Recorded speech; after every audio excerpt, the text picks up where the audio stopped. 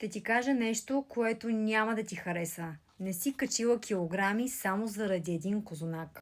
Не си и без енергия само от една вечер. Това е резултата всеки ден.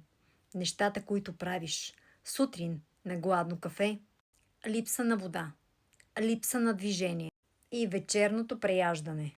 И знаеш ли, кое е най-страшното? Че ти вече си свикнала с това. И аз бях там. Без енергия, без тонус, без контрол. И после разбрах нещо. Тялото не се нуждае от диета. Нуждае се от ред. И когато въведеш правилата, тялото ти започва да се лекува само. Вода, движение, сън, качествена храна. Ако и ти си готова да спреш да се само залъгваш, напиши искам за твоята трансформация.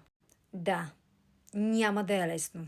Не ти обещавам вълшебни хапчета, но ти обещавам, че никога повече няма да се срамуваш от това, което виждаш в огледалото.